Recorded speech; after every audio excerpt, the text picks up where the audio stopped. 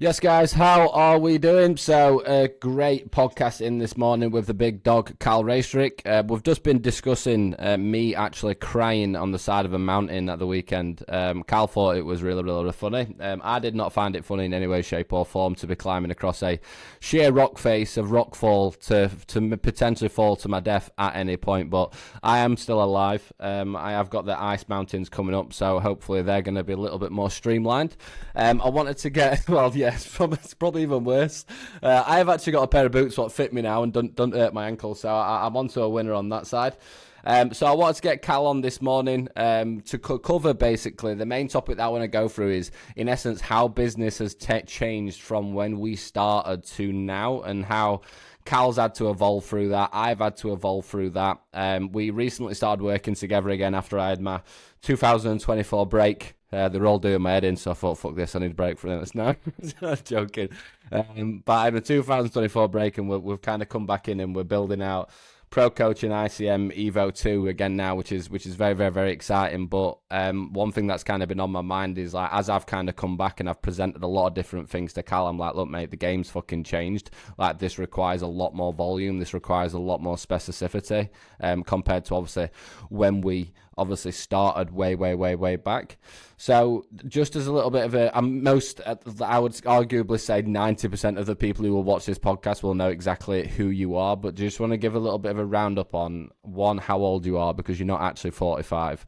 And basically when you when you started in the industry, and just give a bit of a baseline starting point to what it was like back then. He dragged me in as the B team this morning, by the way. I wasn't even first choice. Yeah, I was supposed to. He's like, you got any time tomorrow morning? My first choice is cancelled. He's like, all right, Raistrick will do. No, I'll get him Ben Bray and Cal on in April. Yeah, of course, yeah. But yeah, I had someone cancel on me, and I was like, "Can you film this slot, bro? Because I know that you'll be up at 7:30." Oh dear, well, just. Right, so yeah, I'm actually 33, not 45. I should probably shave my beard off because it does add 10 years to my looks. I've had a pretty conventional route into the industry, really, because I was just started out on gym floor PTing. Did that. I think I started PTing in 2014, and I did PT for about 6 years, and then about 2018, I was starting to balance online and PT. I think everyone's going to get a bit of a fork in the road where they start online and they're already coaching on the gym floor, and they're like, do I pick one, or do I try and balance them both, or I just go with one? And I made that decision in about 2018. Continued a little bit of PT on the side for a couple of years, then stopped it completely pre-COVID, which was a blessing when everything collapsed and all the gyms shut. And then ever since then, we've just been growing the online stuff, and now it's just a myriad of coaching and education, which is what we've done for a while, but it's kind of really being refined now in terms of having a lot of clarity on where we want to go moving forwards and what the kind of mission is long term as well.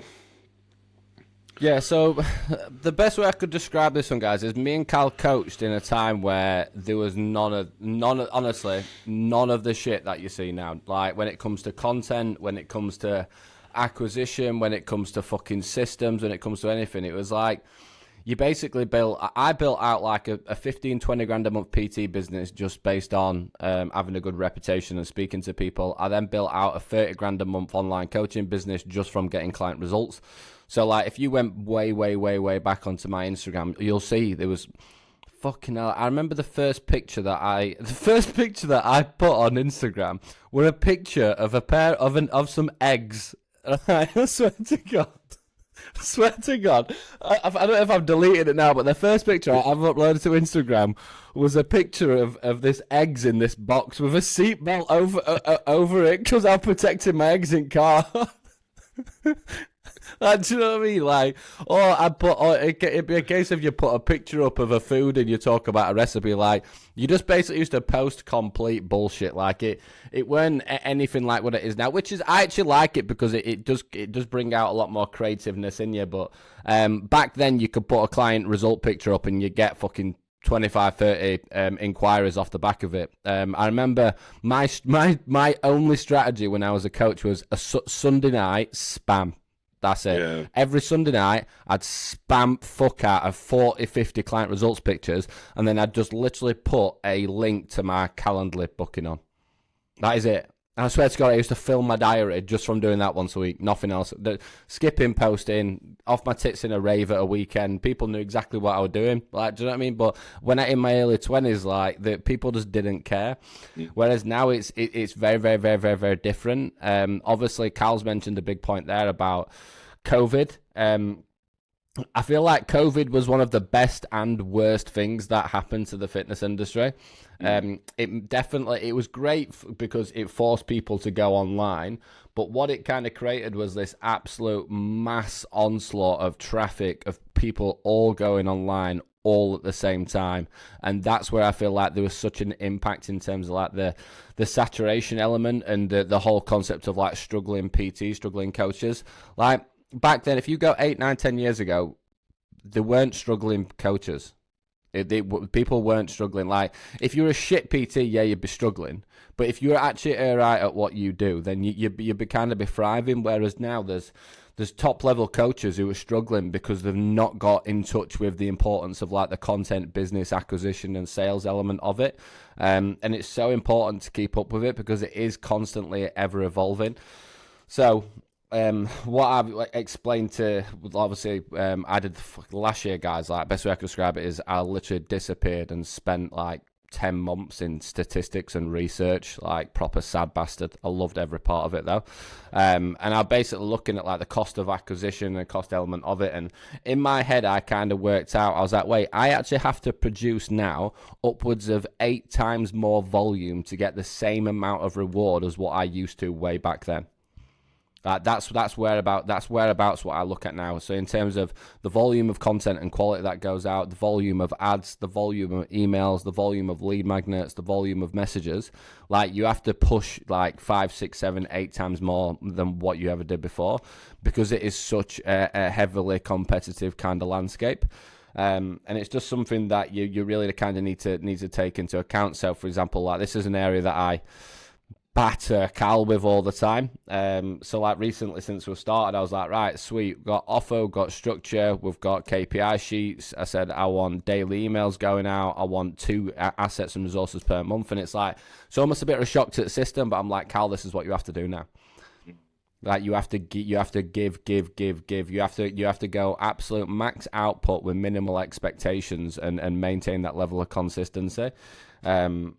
And that's basically the spot that obviously we're in with Cal now. Is like I'm basically in essence trying to get him to a point where both ICM and pro coach are working simultaneously. This is an area what a lot of people won't understand. Is obviously you've got an online coaching business, but Cal's got like his fucking drive's called Cal's Enterprise. This is almost like another Sean Casey, guys. So it's like just Sean's got Social Circle and he's got Glean App, and when you've basically got 2 of these companies going off at once, it's very, very, very difficult because sometimes one's going well and then you forget about one and it goes on the back burner. So what I really like about where Cal is at the moment is got basically what I'm doing is every time we're coming into a new amendment, I'm trying to basically progress both of them equally at the same time and creating that balance. And obviously it's fucking class the fact that we've got Alex and Georgia on. Is it Georgia? Sorry, Georgie. We've got obviously Alex and George, who's like an independent ICM team, and then we've got Zoe and you and the lads there. And this is the type of stuff that takes a real long time to get to, guys. Like it's something that you have to go through the shit to get to the point of thinking, oh wait, right, I need to get the right people in the business and doing the right things and creating the right balance. Yeah, I think Cal will be the first person to admit when it comes to, because he's too much of a nice guy when it comes to managing people. What would you say that the biggest lessons that you've experienced from that perspective? Can't say yes forever. Yeah.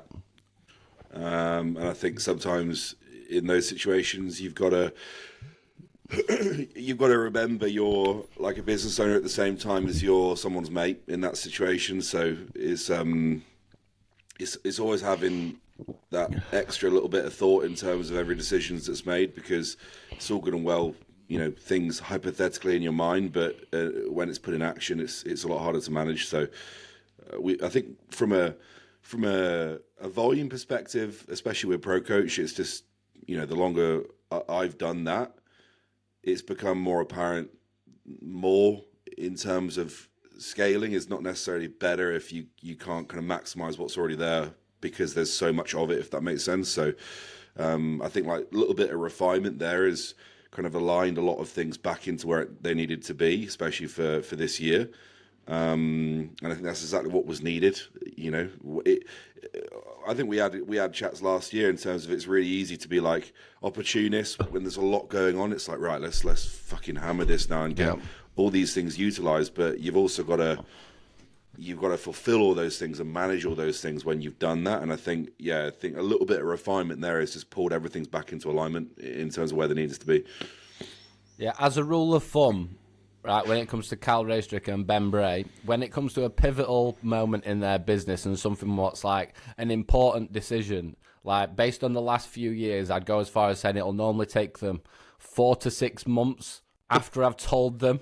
So after I've told them this needs to be a decision what's made now, this needs to change now, they'll normally fucking drag it on for at least 6 months afterwards to come back and do the same shit that I told them to do right at the start anyway. And I'm like, well, imagine where you'd be if you'd have actually just done that fucking straight away. But this is what it is. It comes down to managing people. Like I truly believe at the Coach Consultant, I've got one of the best company cultures there is out there in the mentoring space. I'm sure about that. But there's also a point where people know where if a line is crossed, there's no coming back. And I've had that recently. And it's just kind of a case of like, I have Ben Mahmood's my best mate, is my sales manager. Rob Sternham's my COO. Even recently, obviously, the performance of the company is going absolutely incredible. I basically run something called like a profit sharing and equal opportunity model. So, because I want them, my best mates, they're a family. Like, I want them to see that when my company scales, you're going to get paid a lot more. But it was basically getting to a point like recently where if we go up to a next level, like I'm paying people way beyond the means of what they're doing, and all that takes is just a conversation for me to turn around and go, right, lads, like, do you know what I mean? I can't be fucking paying you that. That's just like, it's silly for what you're doing. And sometimes it just comes back down to having that like straight up, open, raw conversation. But when it comes to having coaches in your team, when it comes to having a team manager or an admin assistant or a VA, on the forefront of our minds, we're always like, oh, well, we just need to keep these people happy. If these people are happy, then they'll do this, they'll do that. And as a director, you need to have a balance between the two. Like, sometimes you need to just have a very straight up conversation with someone as early as possible, because it's not even a case of someone's wanting to do something bad to you. That's the biggest lesson that I could say to you all. It's just the fact that people have different expectations. That is it. Your expectations as a business owner will be higher. Your expectations of a business owner will be up here. Anyone, whether it's someone who's got, even if someone's got a 10% share in your company, you've got 90%, anyone who is fucking in your company will always have a lower expectation because it's not their fucking business. Like, and that's something that I see so commonly across so many different coaching companies. It's like, well, I expected them to do this, I expected them to do that. You can't expect fucking anything. As like, you need to give people the structure, the assets, and everything. So, for example, Cal, when it comes to something I'm actually doing with Ben at the moment, is building out their signature program. And that's something I'm going to be speaking about Cal with soon. Where, in essence, it's not like if you look at Pro Coach and New Gen, they're up there probably in the world with the highest standards when it comes to service delivery and coaching, right? Without question. But there's a massive difference between service delivery and having a clear, like, set, organized structure around your actual offer. And that's something that I'm building next month, which is going to be called the Signature Program, where the gap that I see with coaches at the company owners at the moment with teams is the fact that they're relying on coaches to have high standard service delivery all the time, rather than thinking about actually how can we try and control variables of this journey to keep that max value kind of ticking through. And there's all that's what I mean. It's like, even for a company like Pro Coach, who are without question the one of the best in the world, there's always ways that you can improve the program. There's always ways that you can improve the community. And like, it's just like, and that's where I feel like a lot of companies stall, because like, oh, we're in a good spot, right? I'm just gonna keep here. It's like, if I look at the last 6 weeks with Cal, it's been like offer, pitch, process, daily email system, forward-facing annual plan for live webinars, seminars, lead magnets, like the whole of 2025 mapped out for ICM and Pro Coach. And it's like, right, is that ticking? Sweet. Now what's next? And it's wank because Cal's... Another rule of thumb is I'll ask fucking Cal to do 5 things. He might do 1 and Zoe does 4. So shout out Zoe for maintaining my mental equilibrium. But basically, in essence, that's how you need to look at it. It's you're going, right, you're compounding an accumulation. And when you start to accumulate, you start to get more momentum. And if you can maintain accumulation and momentum over time, then that's when you start to maximize the most rewards. I was on a walk yesterday, and I was like, fucking hell, business is so like training programming. Did you cry on that walk? Or... No, I didn't cry. Basically, this guy has got like 30 grand's worth of hiking gear, right? He's got ice boots, he's got bloody snow masks. He's up on a dog walk on the Peak District, crying on the side of a mountain, and he wants to climb Everest. No.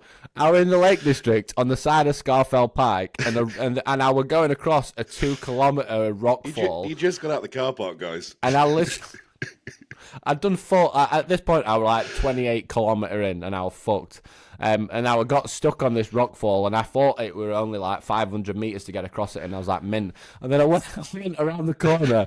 I got to a corner, and I couldn't see any green. It was just rock for like 2 kilometers, and I was like, there were fucking tears coming down my face because I'm like, I'm stuck here. But yeah, Cal's just trying to avoid his tasks as normal. No, I'm better at it now. Basically, the thing you got to learn is if you want to grow a business with multiple people in it, you can't just focus on yourself anymore. So that's why coaching super high volume clients and trying to run things. Whenever I think, right, I'm gonna coach 130 athletes, everything else starts to slip. So it's just now a case of finding a balance between both, where my attention and focus day to day can be just as much on that than it is on everything else. Yeah, and it's like, because there's a lot of there's also the other side of it where people try and pull themselves out of the ranks way too early, in my opinion. So I've actually just been through this myself. So in 2024, like I rebuilt the coach consultant, and everyone who's come on board new, and my old clients who's come back, like obviously I've got Beth Dobson, I've got Sarah, Carl, Ben.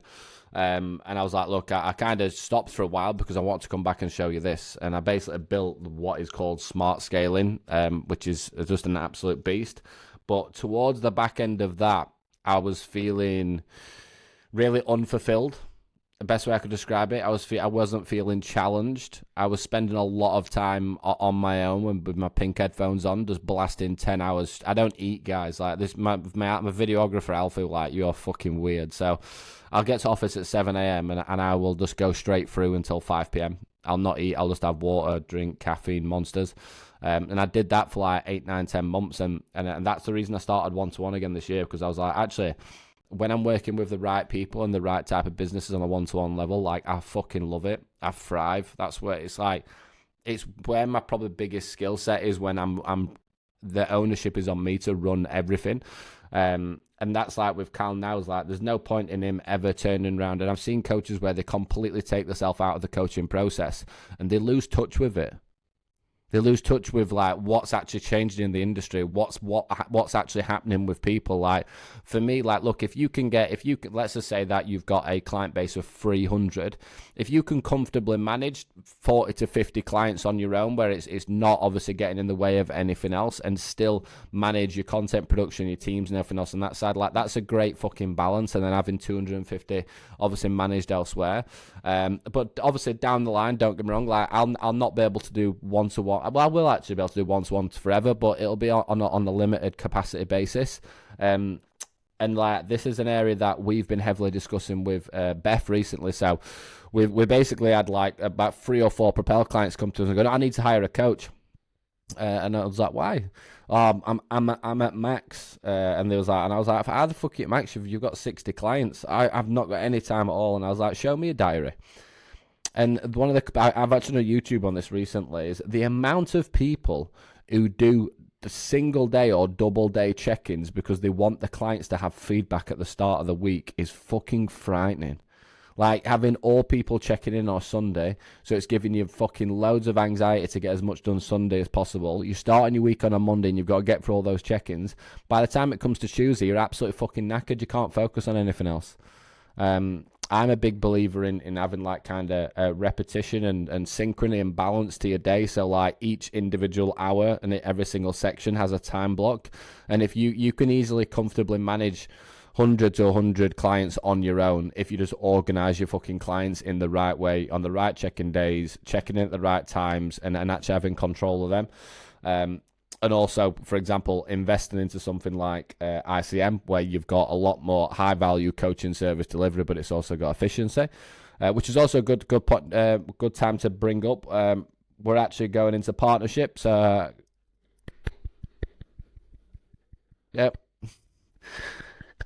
ICM and coach consultant are now in an official partnership. So I don't know what it is. It's 20% off for my guys. 20% off, yeah. 20% off for coach consultant members for ICM, and obviously it is not a crazy expensive product anyway, guys. So like, it's a very, very, very good deal that they're giving to us, because we are like, obviously mine's about business, but I do really, really, really care about things when it comes to the coaching element, because like as you've seen there, your scalability is going to be based on your service delivery. If it's taking you 25-30 minutes to do a single fucking check-in, you're not going to earn as much money because you're not as efficient. If you're not getting the actual standard of results, you're not going to have. So like when it comes to making money, it's going to come down to pain. It's going to come down to confidence and assurance, right? So you can control pain by what you are talking about, by what you are presenting, but confidence and assurance is always going to come from social proof and evidence. So if you're getting better fucking results, you're getting 50% of that. So for example, really, really good coaches who do really, really, really well have high amounts of confidence and assurance with their audience. Coaches who make stupid level fucking money, hammer pain, hammer volume, and have confidence and assurance. That's basically like as a simple formula to making substantial amount of income. And like when it comes to these different areas, this is stuff that you have to learn, because I feel like there's almost an imbalance. So you have the coaches who come in to coach and coach alone but don't give a fuck about anything else, and then you have the people who come in to just focus on the business, sales and acquisition but don't give a fuck about the coaching side. It's just like, it needs to be a balance of both, 100%. But like the whole thing with the ICM is just it's giving you we've molded that around a syllabus that is, we've all, I've been coaching for nearly 12 years, and I've done the whole gym floor thing. I've done the transition to online, and now I've done the online thing for quite a few years. And the whole ICM is built upon a syllabus that's just what is most applicable for you to get extremely good results and deliver the best service possible. So I've done a lot of courses in the past where you'll spend £1,000 and travel for 2 days to this course, and you'll come away and you'll be like, I don't think I actually learned anything that I could actually apply to my clients there. Whereas the whole basis of what we built on that is just the fact that everything you go through there is immediately going to be applicable to, as soon as you've watched one of the modules or done one of the lectures, you'll find a lot of that you'll be able to implement in the session after, or in the check-in after, or in the day after. So I think that is like, the value of time and being efficient with your learning. You just need to make sure you're getting the biggest bang for your buck there, and that's essentially what we've built that around. Yeah, it's class, and it's something that's ever evolving as well. Like the coaching side, like there's, do you know one thing that I'm not sure how it's going to go is like there's obviously a massive element with the whole AI thing at the moment, and it's like I feel like I find that scary. I find that scary that coaches don't actually need to know how to coach. So you can turn around to AI and you can be like, "Can you give me a client roadmap based on what their basically currently position is right now and what their goal is?" So if you type that into ChatGPT, it'll spit out and tell you exactly what to do with it.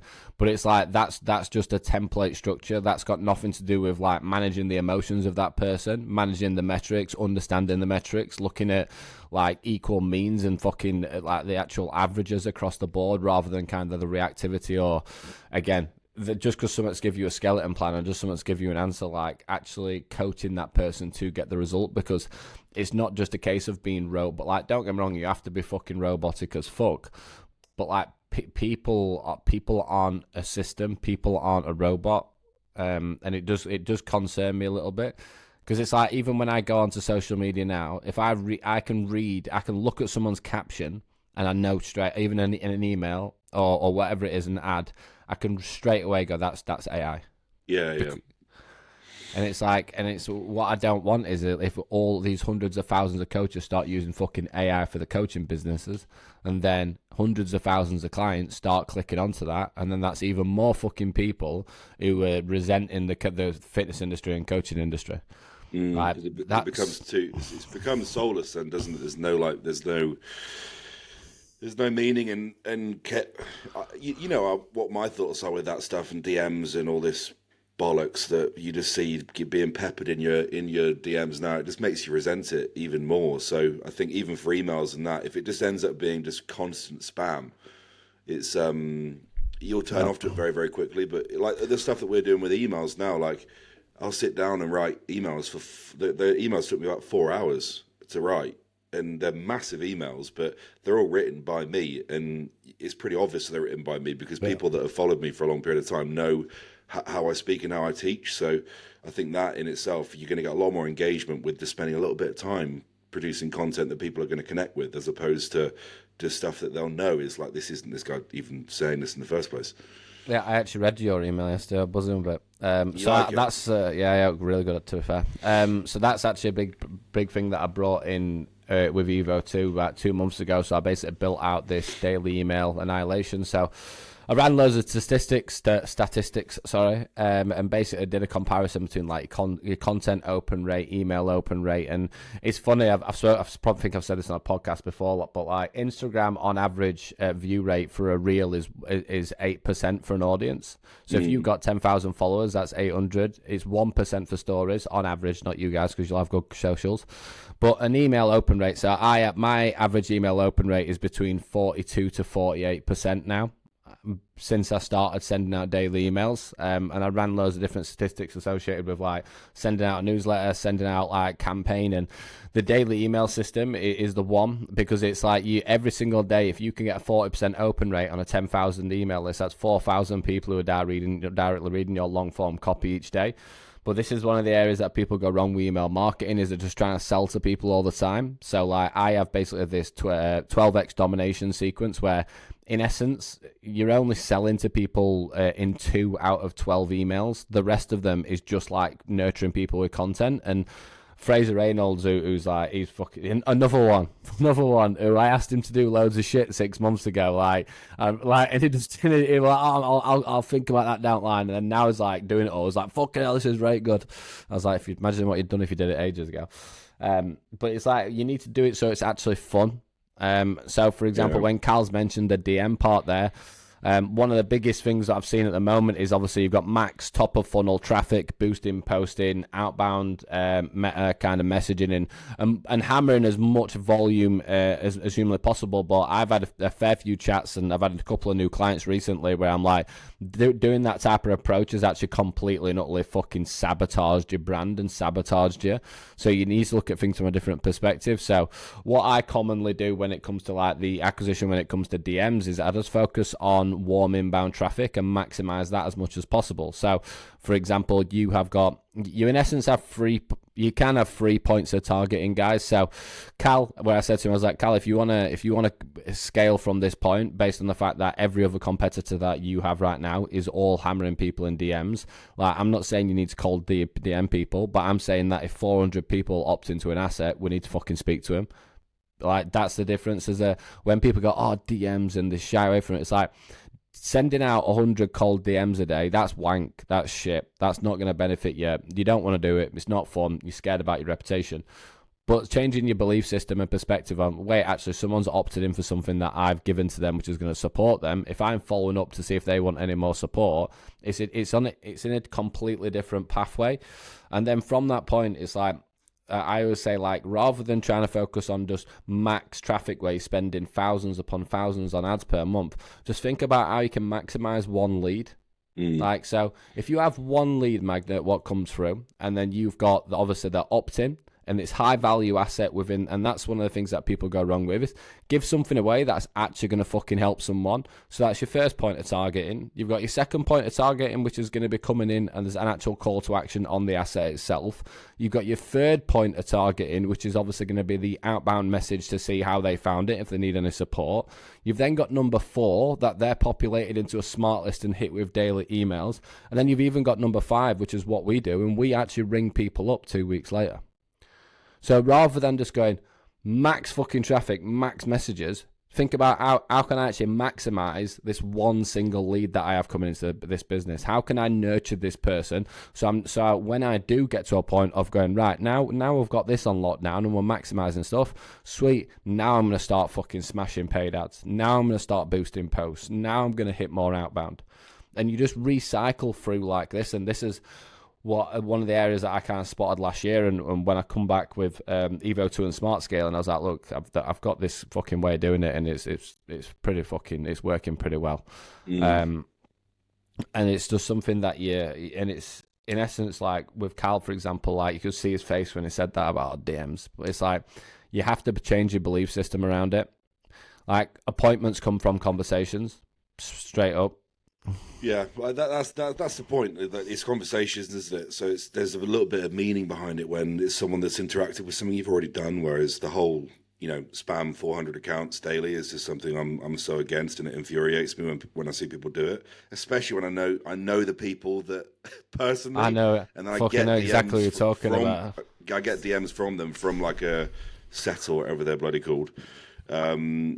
And like that is just something that you try to be so careful with, because it's you can change people's opinions really quickly when that's done too flippantly. Yeah. Whereas I think like we said before, when it's a lead magnet or it's something you've given away for free, which is of big value that they're definitely going to benefit from, and then you're just building conversations around that. They've already kind of shook your hand by that point, so the conversation A is going to flow a lot better, and B, you already know they're interested in what you do, so.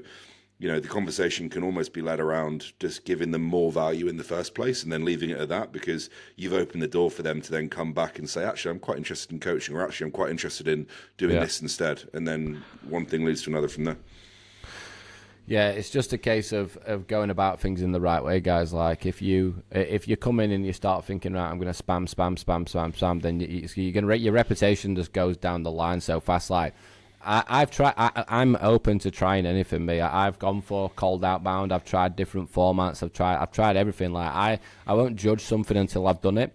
But when I tested the data associated with like a let's just say you're doing 100 outbound messages, and you've got a 80% media seen rate. You've then got a 25% positive response rate, and then you might end up with like a 5 to 10% appointment booking rate off like 100 cold messages, for example. Like all what kind of went through my head is I was like, well, if that's every single day, and that is 30 days per month, so that is 3,000 people per month who I'm outbounding, but there's 2,500 out of them who've just fucking ignored me. That's 2,500 people who don't have a good impression of me. And that's how I looked at it. So it's like the main thing that I focus on right now is obviously organic content. Like, I can't wait to release all my new content in April, because I've invested a lot of money into it and a lot of time. But I'm really excited for it. So organic content is number one.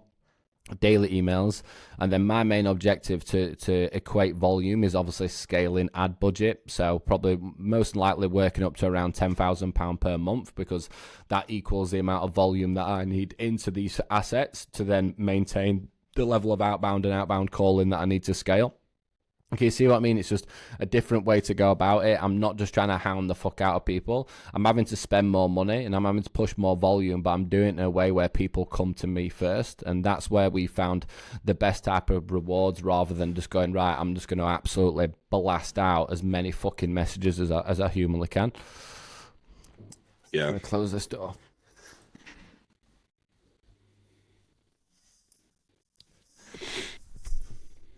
And like the big thing as well is like the element of the community side, and I think this is sometimes often overlooked. Something that I've said with like Calum and Alex this year, I was like, look, I want there to be lead magnets, I want there to be live webinars, I want there to be daily emails, I want there to be outbound, I want there to be all that, but I also want to make sure we've got these key pivotal points where we're bringing people together, because like the community culture like is so overlooked.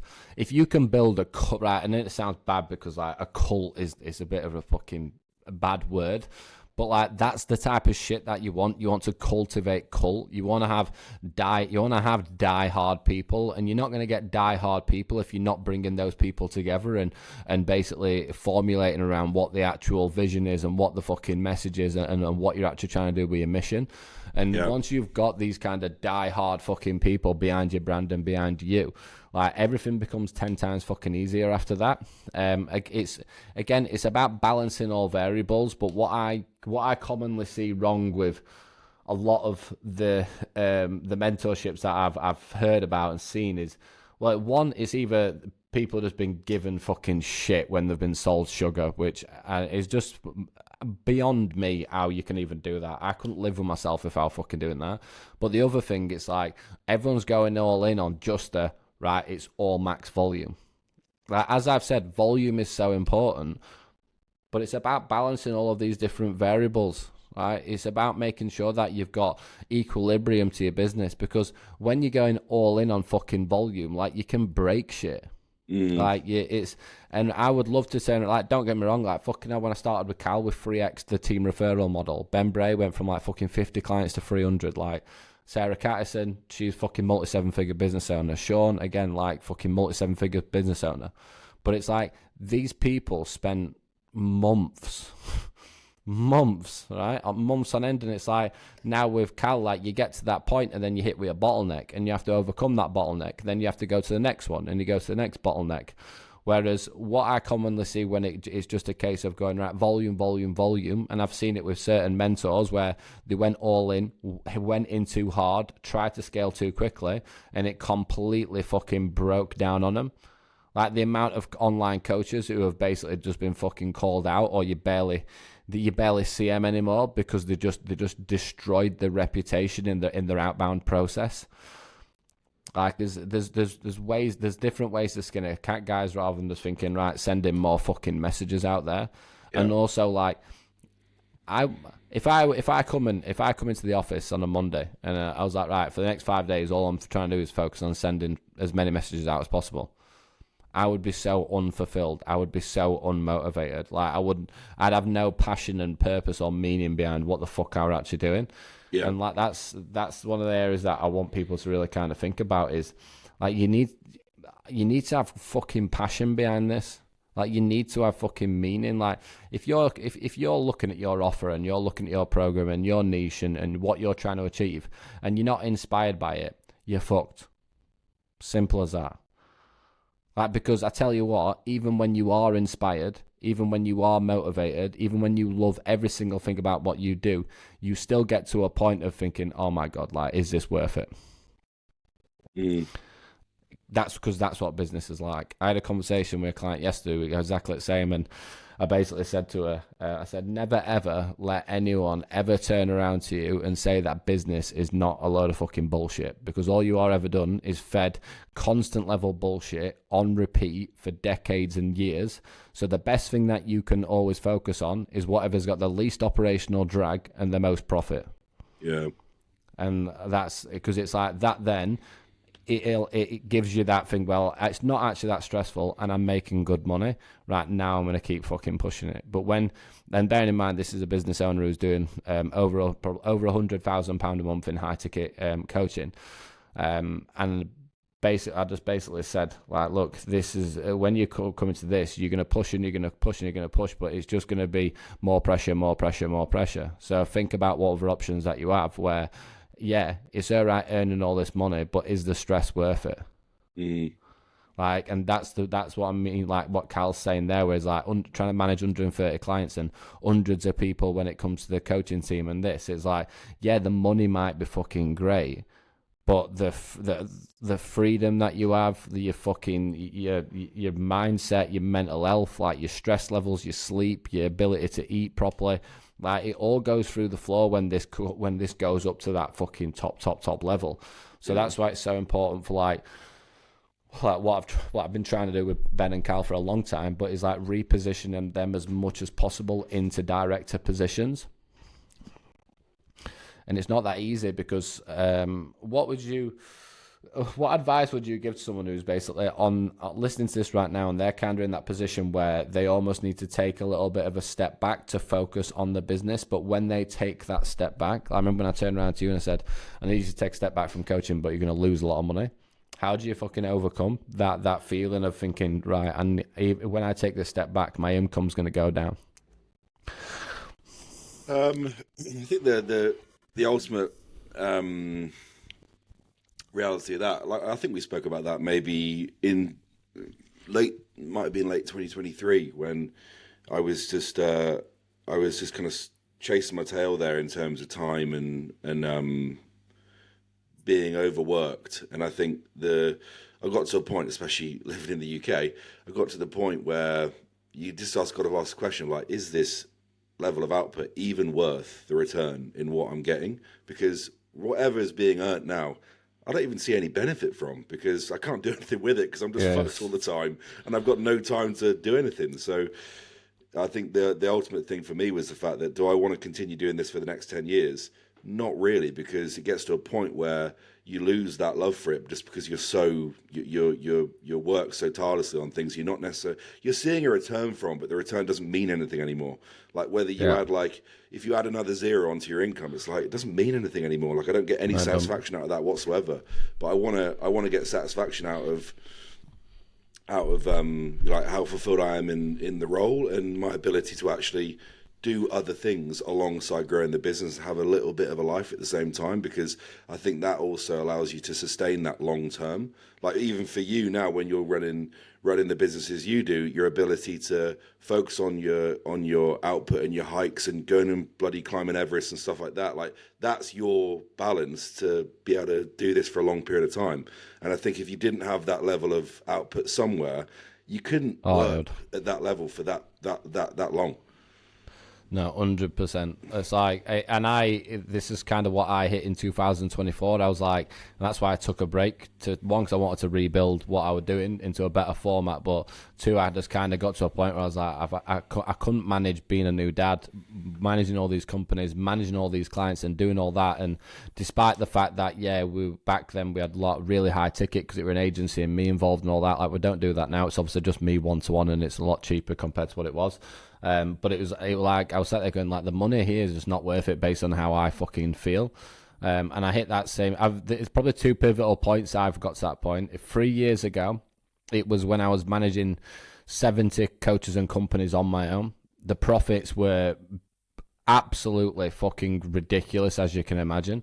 But oh my God, I fucking hated I had no time to think, to breathe, to do anything. I could not give a fuck about how much money was coming into my account based on how it actually made me feel. And that's kind of when I got to that point last year when I had Remy. I was like, oh wait, I can't fucking do this anymore. I cannot be that guy at that level output anymore. So that was in 2024. That was the reason for basically merging the coach convention into the consultant, because I was like, I want it all as one entity, so I've got one thing to focus on. And also the rationale for basically ceasing and closing CP education down, because I was like, I can't have all these different things running. Like I need to focus all my time, energy and effort into one single place. And don't get me wrong, that's also a big lesson that I learned is focus on, like, it's very different for Cal because he's always done education and coaching together and they go hand in hand. But for me, is like the business element is a completely different entity, but to education, it's a completely different type of person. And And since I basically did that, and I was like, I dropped a business, I dropped revenue, I took a massive, like 2024, took a massive financial step back from everything. But in 12 months since that point, we are blowing any figure that we've ever done out of the fucking water. We're working with nearly 200 clients now, which is like fucking ridiculous, because I can't wait to actually break 200 and then break 300. And it took that ability to just take that step back and think, what is actually sustainable here and what is scalable? Like, fuck the strategy. Like, fuck off the growth element, fuck off everything else. Like, what is actually going to be sustainable and scalable long term? And when I started thinking from that type of like paradigm and thought process, like my decision making has been the best that it's ever fucking been. But it's very hard. Like, for example, when I've said about Calum Bendel, they'll fucking make a decision 6 months later. When you're in the thick of it, you have to. Do you know when it's your business? I think, and I've seen this so many times, is you push it and you push it and you push it until it gets to that point, and you're ready to break. Mm-hmm. And that's something where at that point where it's like, if you're at that point where like, I'm at breaking point with this, like, that's when you need to get help. You need to get fucking support. You need to get guidance, because you will not make.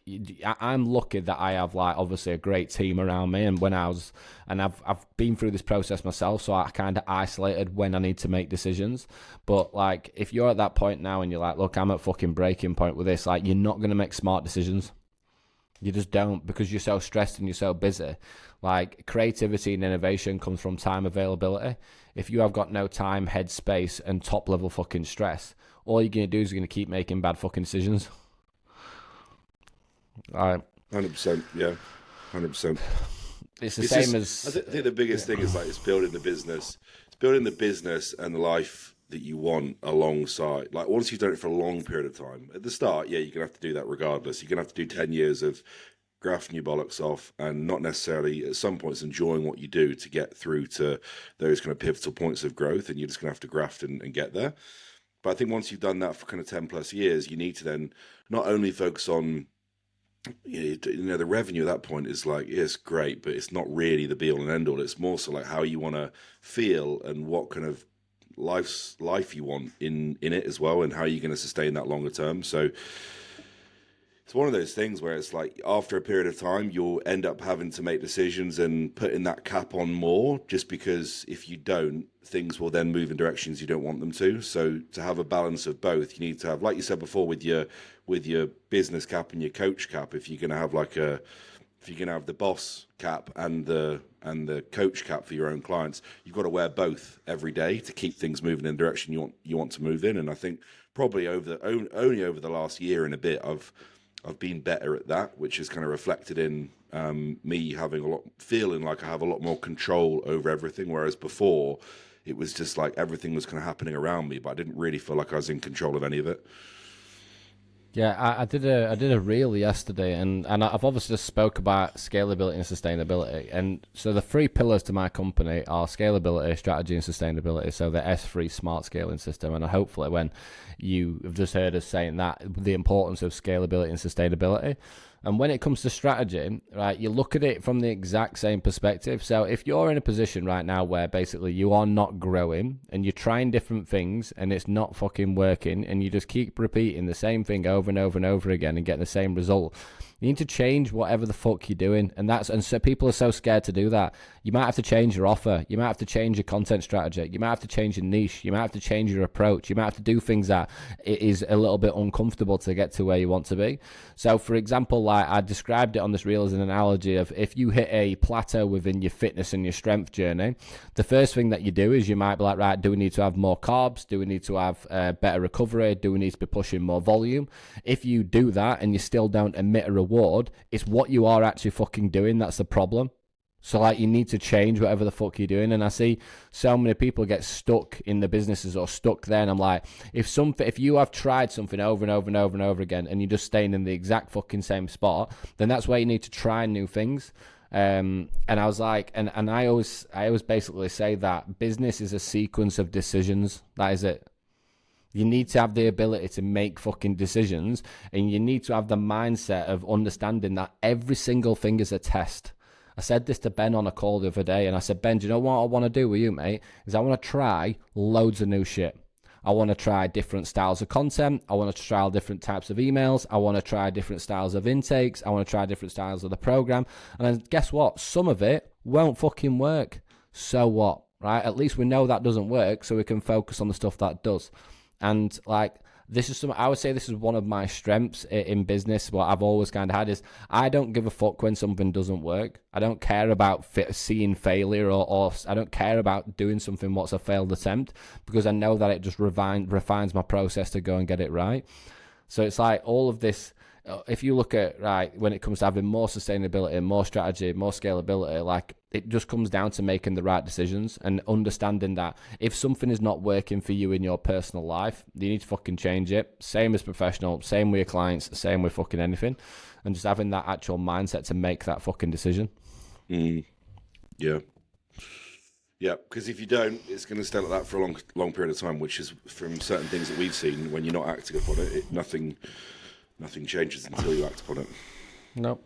Right, guys, I'll leave it there because I've got to get onto a call. It's 1:45. Obviously, fucking everyone knows who Calum Raistrick is, guys. I'm hoping that I can actually line up this event in November with a plan that I've got. And Cal is hopefully, if we can make the dates line up, going to be speaking at the next event in November. Alongside a lot of other good speakers, which is going to be great. The post will be going out about the TCC and ICM partnership soon.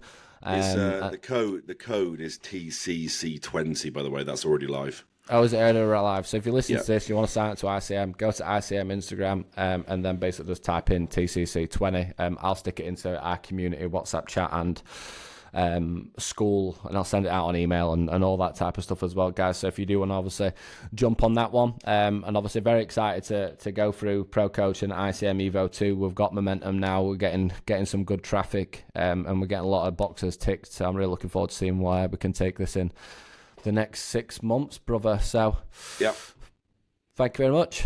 All good. My pleasure, mate. Thank you.